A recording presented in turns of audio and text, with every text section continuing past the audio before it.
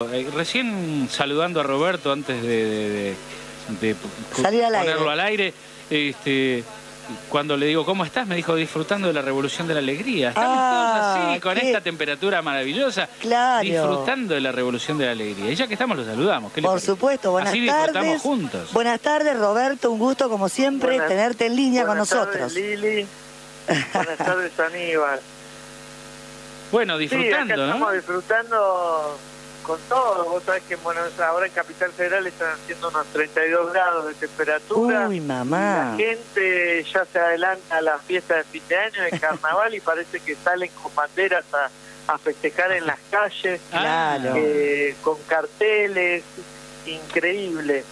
Está toda la ciudad sitiada hoy en día por estas grandes movilizaciones de gente festejando la revolución de la alegría. Claro, la apertura de las paritarias, la cantidad de empleo que ha gestionado este gobierno, me imagino.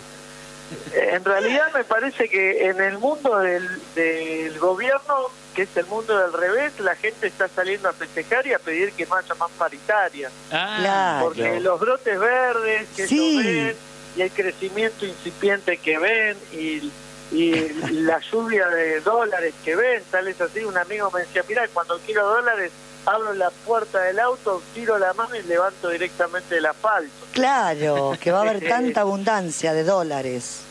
Claro, así la recuperación del consumo, la recuperación de los niveles de inversión, la recuperación del sector externo y la integración al mundo que estamos viviendo, ¿no? Las felicitaciones que mandan a los gobernadores, las Naciones Unidas, por ejemplo. Sí, la liberación del Milagro Salas, también festejamos hoy, ¿no? Claro, sí, están felicitándonos en todos lados. Sí. Se hacen algunas parodias, como con los Emiratos Árabes, es decir, en este viaje que hace Miquete, que se firman cosas nuevas o novedosas. Claro. Verdaderamente estamos viviendo una cosa que, si lo viéramos en una película, pensaríamos que realmente el que escribió el guión estaba un poco pasado de copas, ¿no? No, yo creo que Fellini quedó un poco chico frente a la realidad. La ficción de Fellini quedó un poco atrás con respecto a la realidad de nuestro país, ¿no? Parece una película de Federico Fellini realmente. Sí, lamentablemente esto no es una película, y saliendo ya de la ironía, vemos que verdaderamente la performance económica es muy negativa y el sesgo que deja para el año que viene es muy negativo.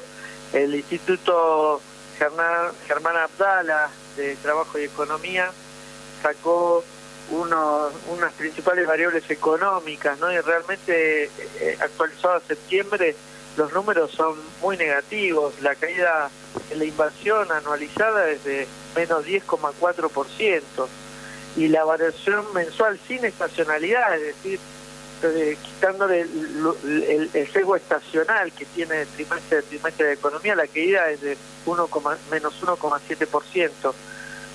Esto nos está hablando en realidad que el mercado y los que están del lado de la oferta, los que deberían estar pensando en ampliar su sistema de producción, por lo que está promocionando el gobierno, están pensando que el año que viene no va a haber crecimiento, y el efecto rebote me parece que va a llegar de la misma manera que llegó el segundo semestre.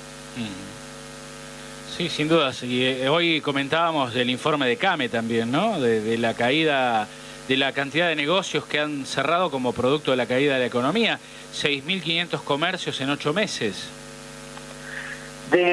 Lamentablemente, desde enero hasta septiembre, la caída de todos los meses la caída del consumo ha sido más que notable, teniendo casi llegadas hasta 6-7 puntos de caída. La variación anual que da el Instituto Germán Abdala para septiembre es de menos 4,3, con lo cual lo que nos está diciendo es que hay una contracción del mercado que es alarmante.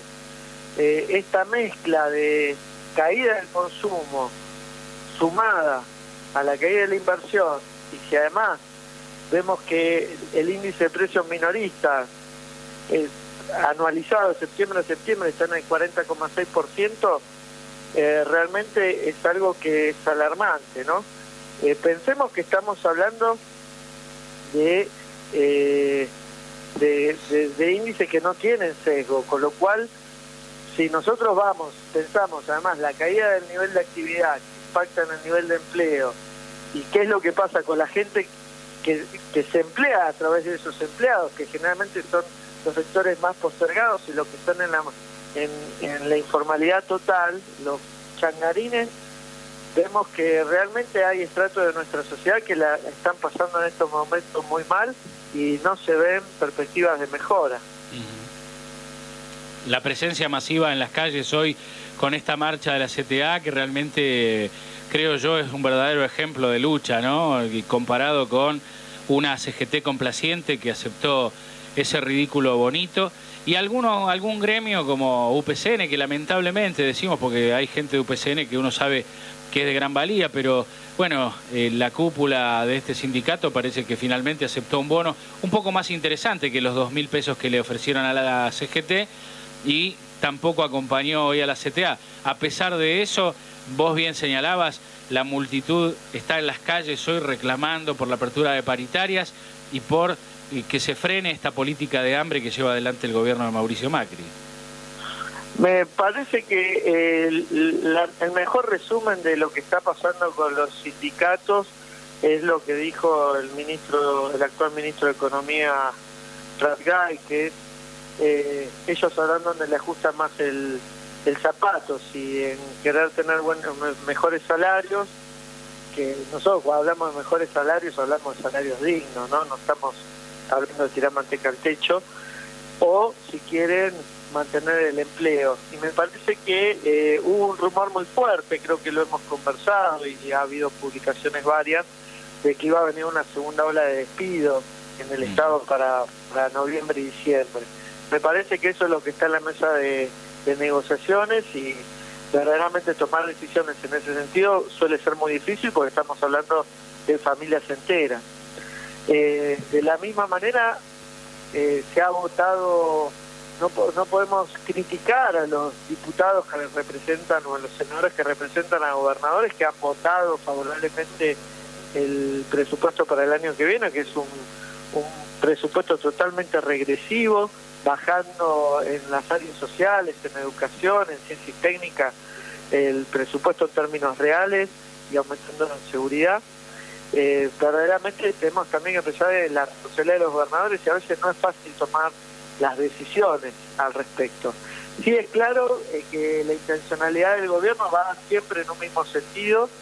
Ese sentido es en una distribución del ingreso regresiva, es decir, aumentando los ingresos de los que más tienen y postergando los ingresos de los que menos tienen, cegando también el futuro de los argentinos. Ya vimos el escándalo que es el endeudamiento, que llega al 55% del PBI, cuando asumaron con un 13% del PBI de deuda. Y la única política que se les ocurre es abrir las fronteras, con lo cual destruyen aún más el trabajo de todos los argentinos. Sin dudas. Es realmente todo esto tan preocupante, y sin embargo uno ve que el presidente tiene la misma actitud de siempre. Hoy fue a Córdoba a la fiesta del maní, dijo que era un gran catador de garrapiñada, hizo arenga con el tema del sí se puede joder a todo el mundo. Yo escuché ayer algo que me causó mucha gracia. El bono del gobierno va a ser bono, vas a poder llegar a fin de año, bono vas a poder comer pan dulce, bono vas a poder comprar carne, bono vas a poder irte de vacaciones. Ese es el bono, ¿no? Sí, en ese sentido es más que claro. El aumento interanual, la cantidad de patentamiento de automotores, el patentamiento interanual se justifica el aumento de las ventas en el 80% por los autos de alta gama. Claro. Son el 84,5%. Claramente se habla quién está favoreciendo este modelo económico. Claramente el aumento del consumo de champán y la caída del consumo de leche te habla también de lo mismo en el mismo sentido.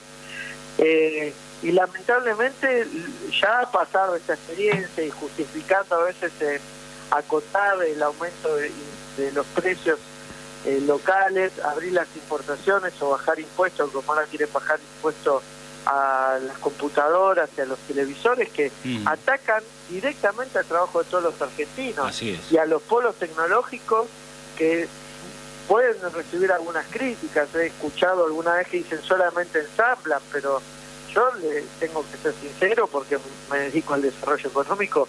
Japón y China y el sudeste asiático y Corea del Sur empezaron de la misma manera.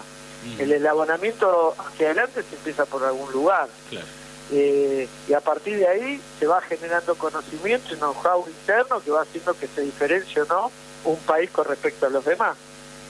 Así es. Lo que sí es seguro, en ese caso puede pasar o no puede pasar, que uno en economía se dice un salto a la calidad, que de repente tenga algo que lo diferencie totalmente, como pasó con Corea en el caso de los televisores y el LCD en particular.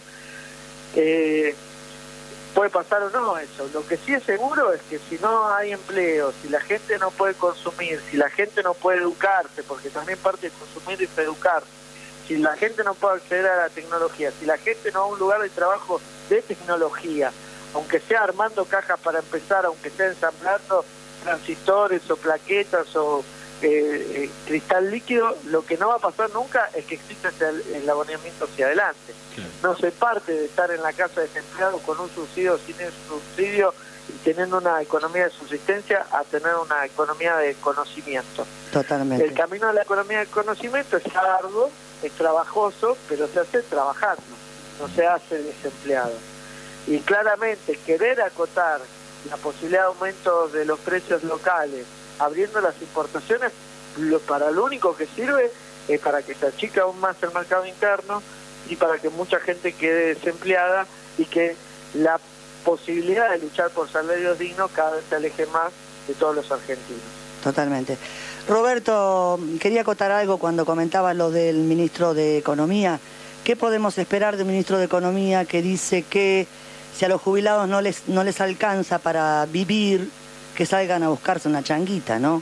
Por otro lado, decir que estamos muy preocupados por el endeudamiento, por la desocupación, como todos, pero también por la educación pública. Recién hablábamos de la educación, vos hiciste un comentario, y mi pregunta es, ¿qué va a pasar ahora que el gobierno destina la mitad, pero siempre va en desmedro de la escuela pública y en aumento y en mejora para la escuela privada?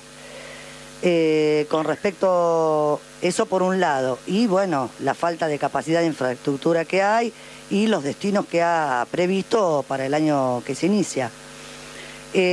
Por otro lado, recordar un poco, hacer un poco de historia no tan lejana, que el gobierno de Néstor y Cristina, cuando estaban desendeudándose, digamos, estaban desendeudando al país, llegaron a destinar un 16% para educación y tenían previsto un 20% como lo hacen la mayor parte de los países desarrollados. Mi preocupación es qué va a pasar ahora con esto de la educación y lo que hay previsto, las partidas que hay previstas, ¿no? Y que está sacando de las partidas para educación pública e incrementando la pública, como te decía. La privada. El privado, perdón. Sí. Sí, realmente se produce un corte social en esta apuesta que hace el gobierno. Ya lo vimos en lo que fue la expansión de la educación de gestión privada en la década de los 90. Y generalmente la educación pública, tal cual era antes de la década de los 90, fue la gran integradora a nivel nacional y la que hizo el perfil, ayudó a construir este perfil de base media ampliada que tiene, de clase media ampliada que tiene la Argentina. Cuando nosotros hablamos de la escuela, hablamos de muchas cuestiones que se van entrelazando en sí. Además de la adquisición de conocimientos, hay una generación de red que te sirve a lo largo de la vida. Y esa red lo que va haciendo que si los chicos son de distintas clases sociales, puedan interpretar qué es lo que pasa con las otras clases sociales. Y eso fue el crisol de clase que hizo la educación pública en la historia de la Argentina. Claro. Y vemos hoy en día como justamente en el gobierno tenemos una clase social que generalmente se educó en el Newman, ¿no? Y en escuelas de élite. Entonces es muy difícil también que puedan tener la comprensión de qué es lo que pasa con el resto de la sociedad. Lamentablemente, cuanto más se separan, en realidad, y menos se integran las clases sociales en la educación, la brecha es aún mayor. Y este gobierno que vino supuestamente a cerrar la brecha, lo único que hace es ampliarla cada vez más. Claro, lamentablemente eso no hace un país moderno y un capitalismo maduro y de una sociedad de consumo, sino que hace un país conservador, un país reprimarizado, y donde el único impulso que tienen las clases dominantes es que los salarios sean muy bajos para tener ganancias extraordinarias con respecto a las fortunas o las inversiones en el resto del mundo, y hacer lo que se hacía en el primer centenario de la Argentina, que es ir con la vaca atada en el barco y después tirar la manteca al techo de París. Claro. En ese aspecto me parece que el modelo, más que un modelo neoliberal, es un modelo más que conservador. Sí, sí. Lamentablemente estamos asistiendo a un intento de consolidación de un modelo conservador, de una clase dominante alejada totalmente del resto de la población. Esperemos que tengamos como sociedad la madurez para todos los argentinos darnos cuenta que este no es el camino que nos va a llevar a ser una sociedad moderna, ni desarrollada, ni mucho menos industrializada, y mucho menos para lo que se viene, que es la sociedad del conocimiento. Cuanto más primarizados estemos, cuanto más chicos tengamos en la calle en vez de las escuelas, cuanto menos se mezclen las clases sociales, cada vez vamos a estar más lejos de ser una sociedad de conocimiento, que es la etapa hacia donde están apuntando los países que están haciendo planes estratégicos al 2050. Sí, sí. No como nosotros, que parece que para hacer nuestro plan estratégico estamos parados en 1880. Así es, eso te iba a decir, exactamente lo que decía Sarmiento en aquel entonces, ¿no? En sus charlas con Mitre, le decía que nosotros teníamos que mandar la materia prima y desde las Europas nos iban a mandar los productos elaborados, que para qué agregarle valor aquí a nuestra materia prima si nuestro lugar en el mundo, en el concierto de las naciones, era el de proveedor de materias primas y teníamos que conformarnos con eso. Indudablemente esa es la conveniencia de los países dominantes, porque de ese modo pueden llevarse nuestros recursos con mayor facilidad que si encuentran aquí un país tecnológico, un país con gente educada y con profesionales que saben defender lo nuestro, ¿no? Para eso tenemos a los que Jauretche también llamaba cipayos o vendepatrias, ¿no? Mira, a la luz de lo que fue la historia, uno en la época de Sarmiento, y uno puede interpretar de que podía haber alguna duda o alguna lucubración intelectual que piense de que era un mecanismo de desarrollo y del abonamiento del sector agroexportador.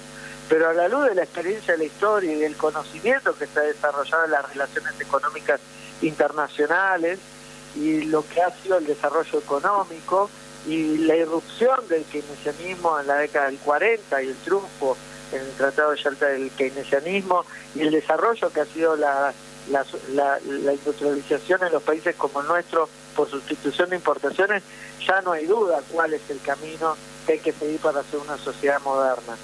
Con lo cual, dejando un poco en el bronce a Sarmiento, podemos hasta pensar que Sarmiento tenía esa lucubración intelectual y esa duda intelectual de qué era lo mejor en ese momento.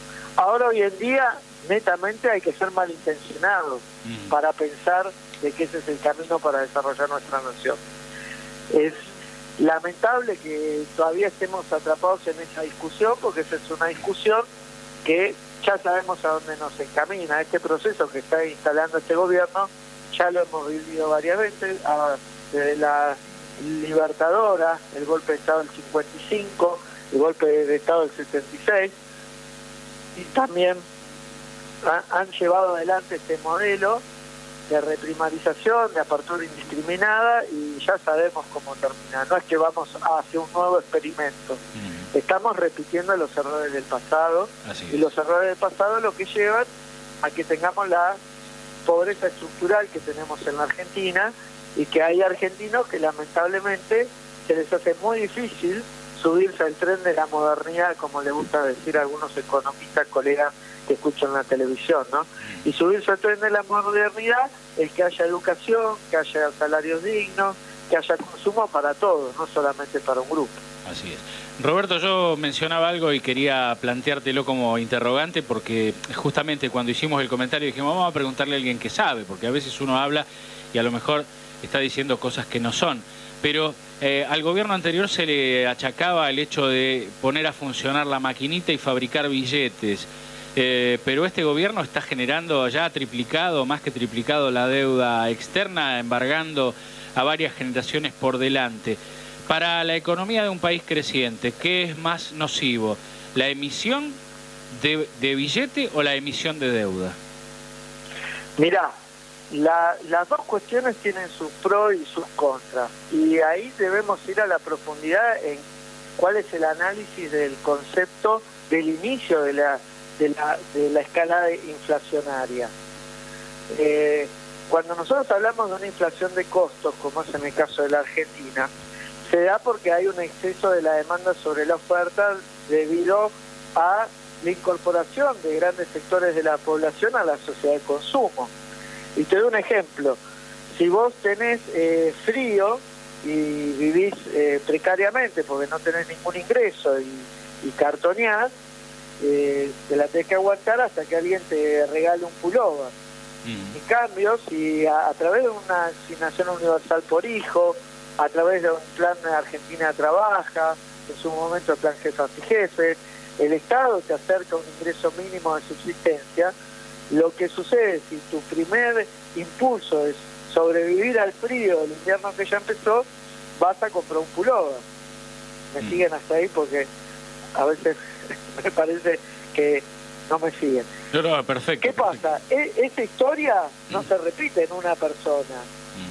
Impacta en un montón de personas, miles de personas que reciben ese beneficio del Estado y de la sociedad, y que no es un beneficio, me corrijo mismo, es un derecho constitucional. Entonces esa persona automáticamente, como su primera pulsión es salvarse del invierno, va y se compra el pullover. Ahora, ¿qué pasa? Ese es el lado de la demanda. El lado de la oferta no puede ajustar automáticamente. ¿Por qué? Porque si vos tenés ya tu planta de producción al 100% de la producción o al 90%, vos podés crecer ese 10% rápidamente, pero para expandir tu planta y producir más del 100%, tenés que tener un plan de negocio. Ese plan de negocio implica más inversión, más máquinas, ampliar el lugar, hacer el trámite municipal para que te aprueben la ampliación de tu planta, traer la máquina si es que no se produce localmente, traerla del exterior, si se produce localmente que se produzca, y eso lleva tiempo. Entonces hay lo que se llama una falta de sincronización entre la oferta y la demanda. Como la oferta y la demanda se regulan a través del precio y cantidad, cuando no se puede regular la cantidad por el exceso de demanda que hay, lo que aumenta es el precio. Entonces ahí es preferible tener un poco de inflación, justificada a través de la emisión, obviamente. ¿Para qué? Para hacer políticas sobre la oferta y que aumente la inversión hasta cubrir esa nueva demanda. Así es. Y ese es un programa de inclusión. Eso es contracíclico además, ¿verdad? Exacto. En el caso de que el ciclo viene abajo, si estás en el 60% de tu producción o en el 50%, como era en el 2003, por ejemplo, es contracíclico y rápidamente te acerca al 100% de producción, que fue lo que vivimos los primeros años de Néstor Kirchner. Así es. ¿Qué pasa?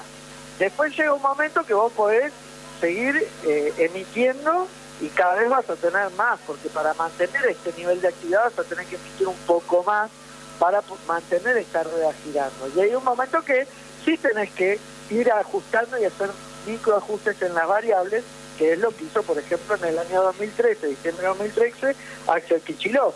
Porque una cosa es tener un 18% de inflación y otra cosa es cuando tenés un 38%, donde se te está yendo de las manos. No nos olvidemos que en la época de Alfonsín nosotros llegamos al 1.500 de inflación y con Alman González a 4.500. Entonces uno tiene que tener una cosa, pero sin detener la rueda de crecimiento y generación de empleo y de inclusión. Porque en algún momento esa inversión lo que va a hacer va a equiparar y va a seguir ampliándose. Así es. Ahora, si lo que nosotros hacemos es subir las tasas a un nivel para secar el mercado y frenar el mercado, lo que va a pasar es sí, va a bajar la inflación, pero va a bajar a través del nivel de actividad, Sí. que es el ajuste más doloroso que tiene la sociedad. La paz de los Con cementerios. lo cual, exactamente, es la paz de los cementerios. Con lo cual, en ese caso, es mejor tener un poco de inflación, un tiempo, ir ajustando hasta que las variables lleguen a una sincronización o se acerquen a una sincronización, porque esto nunca es justo, ¿no? Va de ejercicio a ejercicio, se va trabajando múltiples variables. Así. ¿Qué pasa? Si por otro lado, eso es en cuanto a la inflación, en cuanto al endeudamiento, si vos te endeudás para pagar deuda, hacer un rollover, para pagar la bicicleta financiera con la tasa de la levaca altísima, si vos te endeudás para el gasto corriente, y eso es una deuda que se lo consume toda la generación presente, pero sin crear activos reales que generen la posibilidad de tener una ampliación de la oferta de esa sociedad. Con lo cual no va a haber más producción, no va a haber mejor logística, esa logística no es mejor porque no hay mejores rutas, no hay más puentes, no hay más nada, no hay mejores puertos de agua profunda, no hay mejor conectividad, que es lamentablemente en la situación que estamos en este momento. Se han tomado cantidades enormes de deuda externa sin que haya una revolución en la infraestructura. O sea, no vemos obras por todos lados. Las obras están paradas y lamentablemente asistimos al papelón de gobiernos institucionales hablando de que comienza obras que han sido comenzadas por el gobierno anterior. Así es. Muy bien, Roberto. Te voy a dejar pendiente para la próxima porque ya nos pasamos como 10 minutos del horario. Una pregunta que viene a cuento de algo que también sucedió esta semana y de lo que nosotros nos hicimos eco, y fueron las declaraciones de Pichetto, sumado a algunos debates que se dieron en algunos programas, en uno de ellos, por ejemplo, protagonizado por Julia Mengolini, disputando allí con un abogado que decía que los latinoamericanos no son nuestros hermanos y que había que cerrar las fronteras. La pregunta te la dejo picando para la semana que viene. ¿En cuánto incide la presencia de la inmigración latinoamericana en el trabajo argentino y esto en cuánto afecta a la economía nuestra? Porque pareciera ser el centro del debate y me parece un debate estéril o por lo menos falso, un debate mentiroso que trata de justificar la xenofobia. Te lo planteo así y te lo dejo picando para la semana que viene por la falta de tiempo. Dale, lo conversamos la semana que viene, queda como pendiente. Que tengan buena semana y saludos. Igualmente, Roberto, buen fin de semana. Y yo estaba pensando seriamente que para cuando volvamos, pues si te propones como ministro de Economía, yo ya te voy a votar, te voy avisando. Bueno, te mando un abrazo Pero enorme de a los ministros de Economía no se los vota, paso. A los ministros los de Economía nombra el no, presidente. No, pero si él se propone para algo, a candidato a algo, yo lo voto seguro. Te mando un abrazo enorme, ya Roberto. uno vamos sembrando. Muchísimas gracias. Un abrazo. Gracias. Hasta la semana que viene, Roberto. Bueno, allí estaba Roberto Rojas, economista.